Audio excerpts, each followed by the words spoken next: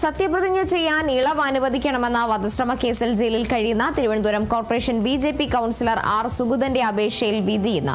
വധശ്രമ കേസിൽ ജയിലിൽ കഴിയുന്ന തിരുവനന്തപുരം നെടുമങ്ങാട് മജിസ്ട്രേറ്റ് കോടതിയാണ് വിധി പറയുക. വീണ്ടും സത്യപ്രതിജ്ഞ ചെയ്യാൻ 2 ആഴ്ച മാത്രമാണ് ഇനി ബാക്കിയുള്ളത്. അപർണ കേസുണ്ട്. വിവരങ്ങളുമായി അപർണ. ബി.ജെ.പി. സംബന്ധിച്ചും സുഗുണനെ സംബന്ധിച്ചും ഇന്ന് ഏറെ നിർണായകമായ ദിനം തന്നെയാണ്. ഇന്ന് ഈ ജാമ്യാപേക്ഷയിൽ കോടതി വിധി എതിരാണെങ്കിൽ സുഗുണനെ സംബന്ധിച്ച കൗൺസിലർ സ്ഥാനം നഷ്ടമാകും. എങ്ങനെയായിരിക്കും കോടതിയിൽ നിന്നുണ്ടാകുന്ന വിധിയും നടപടിക്രമങ്ങളും? കൗൺസിലറായി സത്യപ്രതിജ്ഞ ചെയ്യാൻ ജുഡീഷ്യൽ കസ്റ്റഡിയിൽ ഇളവ് വേണമെന്നാവശ്യപ്പെട്ടാണ് കാപ്പ കേസ് പ്രതിയും തിരുവനന്തപുരം കോർപ്പറേഷൻ ബി.ജെ.പി. കൗൺസിലറുമായ ആർ. സുഗതൻ കോടതിയിൽ അപേക്ഷ നൽകിയത്. ആ അപേക്ഷയാണ് ഇന്ന് കോടതി പരിഗണിക്കുന്നത്. Nedumangad judicial first class magistrate കോടതിയാണ് ഈ അപേക്ഷ പരിഗണിക്കുന്നത്. ഈ മാസം 14-ന് സത്യപ്രതിജ്ഞ ചെയ്യാൻ അനുമതി നൽകണമെന്ന് ആവശ്യപ്പെട്ടുകൊണ്ടാണ് സുഗതൻ ഇത്തരത്തിൽ അപേക്ഷ നൽകിയിരിക്കുന്നത്. ആ അപേക്ഷ ഇന്ന് പരിഗണിക്കുകയാണ്. നിയമാവലി മറികടന്ന് സത്യപ്രതിജ്ഞ ചെയ്ത 20 കൗൺസിലർമാരിൽ ഒരാളാണ് സുഗതൻ. ഒഴികെ മറ്റ് 19 കൗൺസിലർമാരും ഉത്തരവ് വന്ന അന്ന് തന്നെ സത്യപ്രതിജ്ഞ ചെയ്തിരുന്നു. അതായത് സത്യപ്രതിജ്ഞ ചെയ്യാൻ ഇനി 2 ആഴ്ച മാത്രമാണ് ബാക്കി നിൽക്കുന്നത്. ഈ ദിവസങ്ങളിൽ സത്യപ്രതിജ്ഞ ചെയ്തില്ലെങ്കിൽ സുഗതന്റെ കൗൺസിലർ സ്ഥാനം അടക്കം നഷ്ടമാകുന്ന ഒരു സാഹചര്യമുണ്ട്. അതിനെ തുടർന്നാണ് ഇത്തരത്തിൽ സുഗതൻ അപേക്ഷ നൽകിയത്.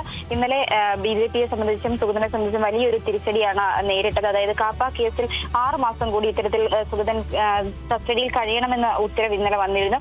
അതേ തുടർന്ന് വളരെയേറെ പ്രതിസന്ധിയിലായിരുന്നു സുഗതനും ബി.ജെ.പി. ഒക്കെ തന്നെ. ആ അവസരത്തിലാണ് ഇത്തരത്തിൽ സത്യപ്രതിജ്ഞ ചെയ്യുവാൻ വേണ്ടിയിട്ട് ഇളവ് നൽകണമെന്ന് ആവശ്യപ്പെട്ടുകൊണ്ട് കോടതിയിൽ അപേക്ഷ നൽകുന്നത്. അപേക്ഷ ഇന്ന് എന്തായാലും കോടതി പരിഗണിക്കുകയാണ്. സുഗതന്റെ കൗൺസിലർ പദവി എടുത്തു മാറ്റണമെന്ന് ആവശ്യപ്പെട്ടുകൊണ്ട് CPM അടക്കമുള്ള പാർട്ടികൾ കോർപ്പറേഷന് മുമ്പിൽ സമരം നടത്തി വരികയാണ്. വളരെയേറെ പ്രതിഷേധങ്ങൾക്ക് ഈ സുഗതന്റെ വിഷയം വഴിവെച്ചിരുന്നു. കഴിഞ്ഞ നടന്ന കൗൺസിൽ യോഗത്തിലടക്കം സുഗതൻ വിഷയം ഉന്നയിച്ചുകൊണ്ട് കൗൺസിൽ യോഗത്തിലടക്കം പ്രതിഷേധം ഉയർന്ന സാഹചര്യം ഉണ്ടായിരുന്നു. കയ്യാങ്കളിയിലേക്കൊക്കെ തന്നെ കലാശിക്കുന്ന രീതിയിലേക്ക് കൗൺസിൽ യോഗം കടന്നിരുന്നു. എന്തായാലും സുഗതൻ അപേക്ഷ നൽകിയിട്ടുണ്ട്. ഇന്ന് അതിൽ വിധി ഉണ്ടാകും. സുഗതന് സത്യപ്രതിജ്ഞ ചെയ്യുവാനുള്ള ഇളവ് നൽകുമോ എന്ന കാര്യത്തിൽ ഇന്ന് ഒരു തീരുമാനമുണ്ടാകും. കാർത്തു,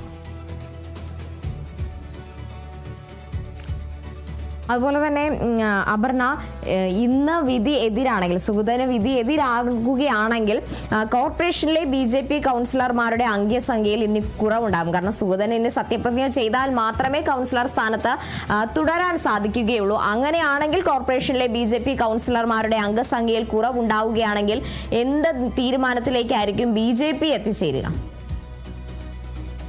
തീർച്ചയായും കേവല ഭൂരിപക്ഷത്തിന് ഒരു അംഗത്തിന്റെ മാത്രം പിന്തുണയാണ് ഇത്തരത്തിൽ ബി.ജെ.പിക്കുള്ളത്. അത് സുഗതന് കൗൺസിലർ സ്ഥാനം നഷ്ടമായാൽ ആ ഒരു അംഗത്തെയാണ് കുറവുണ്ടാകുക. അത് ബി.ജെ.പിയെ സംബന്ധിച്ച് വളരെയേറെ വലിയ തിരിച്ചടിക്ക് കാരണമാകും. ഇരു പാർട്ടികൾ, അതായത് പ്രതിപക്ഷ പാർട്ടികൾ അതൊരു ആയുധമാക്കിയെടുക്കാനുള്ള സാധ്യത കൂടി ഇതുണ്ട്. അങ്ങനെയാണെങ്കിൽ തന്നെ ഈ മേയർ, ഡെപ്യൂട്ടി മേയർ സ്ഥാനത്തേക്ക് മത്സരിച്ചവർക്ക് പിന്തുണ നൽകിയവരിൽ ഒരാൾ കൂടിയാണ് ഈ സുഗതൻ എന്നുള്ളത്. അതും ഈ വലിയ വിഷയങ്ങൾക്ക് കാരണമാകുന്നതായിരിക്കും. എന്തായാലും ബി.ജെ.പിയെ സംബന്ധിച്ച് വളരെ നിർണായകമാണ് സുഗതന്റെ ജാമ്യാപേക്ഷ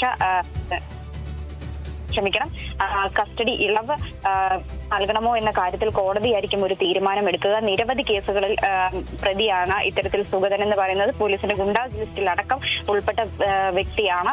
ഈ വ്യക്തിക്ക് ഇനി ഇത്തരത്തിലുള്ള ഇളവ് നൽകണമോ എന്ന കാര്യത്തിൽ കോടതിയാകും തീരുമാനം എടുക്കുക.